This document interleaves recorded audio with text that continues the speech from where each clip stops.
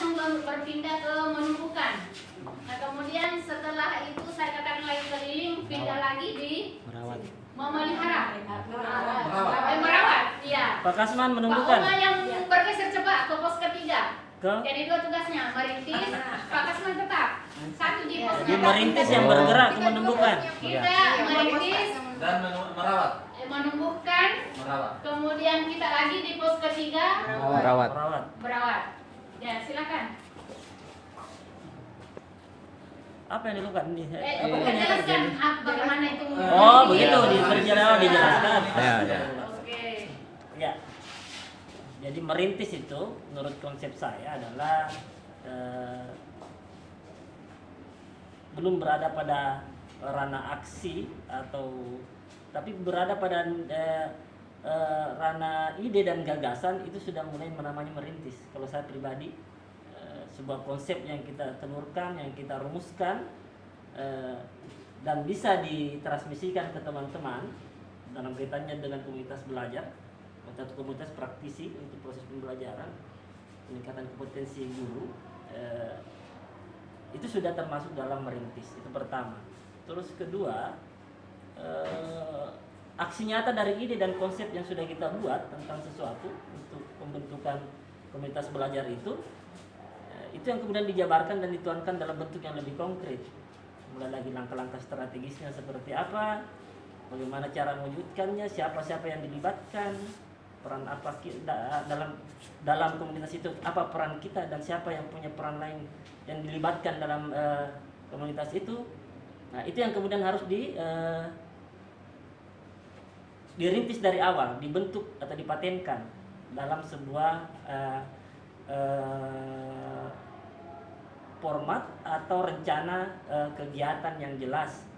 Nah, tentu dengan tadi yang saya jelaskan dari awal, bahwa sebuah komunitas harus ada dokumentasinya, harus dianalisis dari semua yang kita pelajari tadi itu sebenarnya. Itu yang membedakan dengan komunitas praktisi dan komunitas biasa. Apapun tujuannya, apapun objeknya, kita berperan sebagai objek sekaligus subjeknya sebenarnya untuk melakukan perubahan. Dan ketika kita sudah memetakan bahwa ini yang perlu dikembangkan di sekolah, dalam lingkungan sekolah terutama khususnya, kita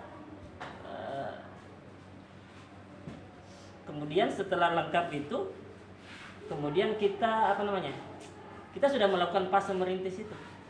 Kalau menurut saya itu cukup seperti itu. Ya keliling. Kemudian saya tetap ya. Oh betul. Pos merawat. Kelanjutan. Saya menumbuhkan, Dek. Iya. Ya. Silakan berikan Terima penjelasan. kasih kepada guru penggerak yang hebat-hebat.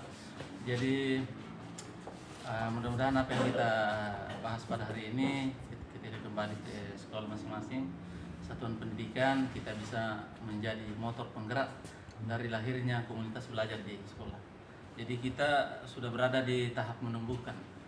Jadi tahapan ini dari semua tahapan komunitas menggerakkan komunitas belajar itu semua penting, mulai dari merintis, menumbuhkan, dan keberlanjutan merawat.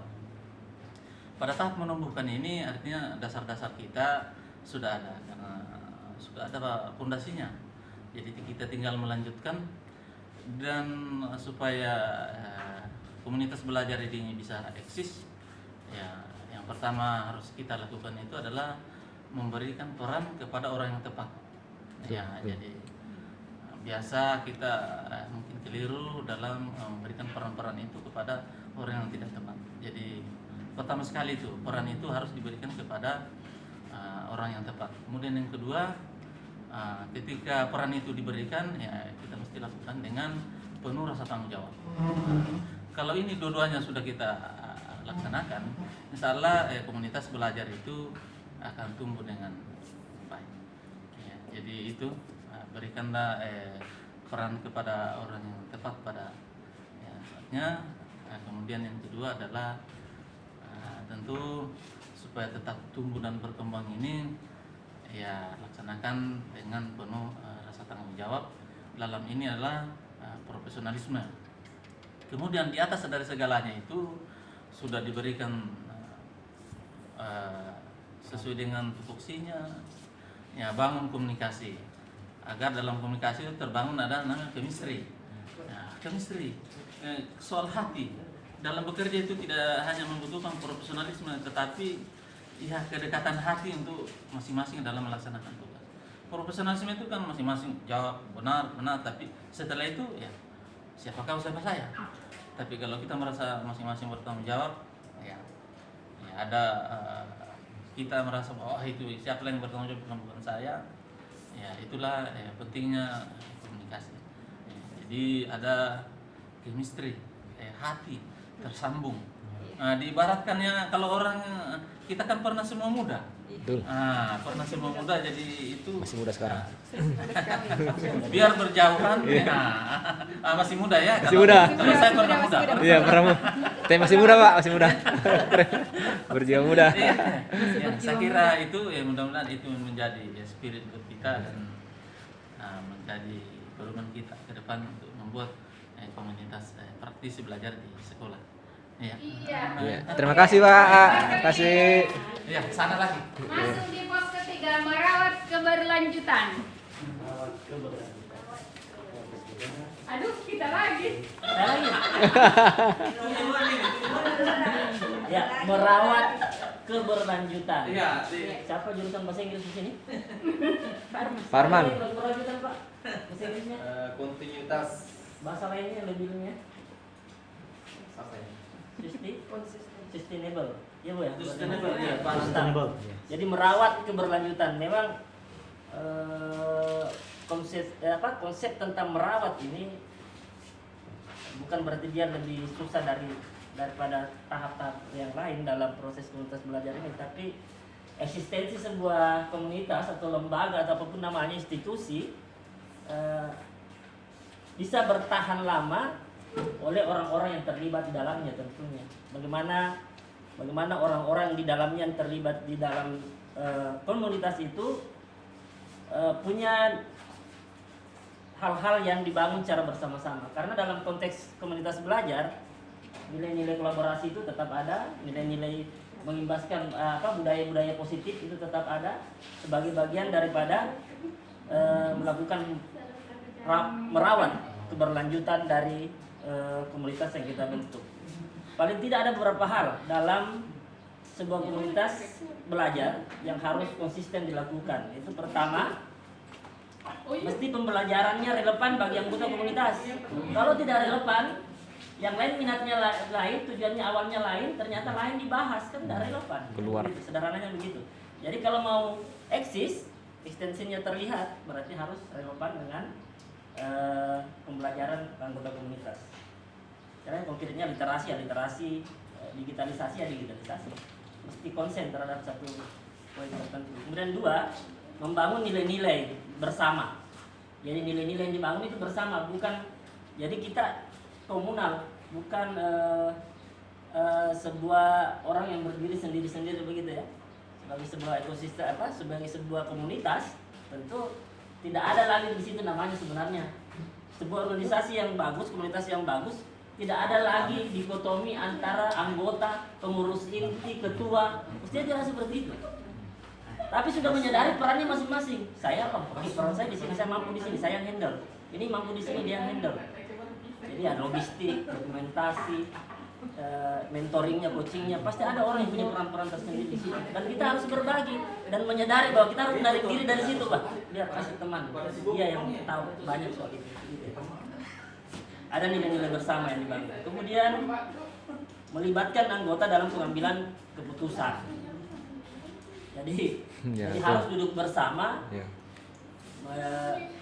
Jangan ada decision maker, dia aja yang bikin aturan main sendiri gitu ya. Tidak perlu. Kayak kita tadi bikin kesepakatan kelas. Semua anggota terlibat. Jadi kalaupun harus dilanggar, semua harus bersepakat untuk melanggar.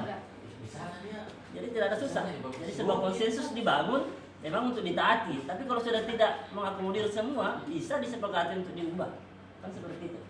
Kemudian berikutnya membangun relasi yang positif antara anggota, membangun relasi yang positif. Jadi ada apa namanya istilahnya anak gaul itu, chemistry begitu ya, soulmate-nya, bestie apa bestiku itu. Bestie. Gitu ya. Ketemu bestiku itu. Jadi ada hubungan emosional yang terbangun sejak mulai dari tahap merintis, menumbuhkan, kemudian merawat itu. Jadi kesetiaannya sudah tidak dipertanyakan lagi di level ini. Iya. Jadi kalau ada yang mengkhianat berarti dia terseleksi sendiri oleh waktu gitu ya. Kemudian menjadikan refleksi dan umpan balik. Jadi kita belajar banyak soal refleksi kemarin-kemarin Bapak Ibu. Jadi refleksi itu harus selalu dilakukan. Refleksi harian, 2 mingguan, bulanan. Jadi misalnya di portofolio tak kemarin, biarpun tidak ada di LMS itu disuruh berefleksi sebenarnya, harus dilakukan refleksi, masukkan ke portofolio tak. Karena ini portofolio tak nanti kan privat, antar penji. Jadi kita bisa lihat kembali nanti sebagai bukti konkret apa yang kita lakukan. Apa gunanya refleksi? Menurut Bapak Ibu kira-kira apa gunanya refleksi? Poin utamanya refleksi itu apa? Gimana? Iya, sebagai bahan renungan Ya, begitu ya, cerminan bahwa cerminan. ini bagian sini saya tidak mampu di sini. Saya dapatkan nilai plus di sini. Tapi ada bagian dari diri kita di refleksi itu tidak bisa kita lihat sendiri. Makanya kita butuh umpan balik. Blind spot namanya tuh, jadi ada kayak apa namanya? Titik hitam itu hanya orang yang bisa lihat. Iya. Mereka hanya bisa memberikan penilaian ke kita, bukan kita yang nilai diri kita. Blind spot ya namanya. Kayak gitulah. Nah, saya begini, tapi orang lain melihat kita Iya. tidak seperti itu. Dari sisinya, Nah, kan? itu yang harus kita open minded, harus terbuka Iya. untuk menerima itu. Walaupun sedikit ada goresan perasaan kalau tuh, tapi itu bisa diterima. Iya.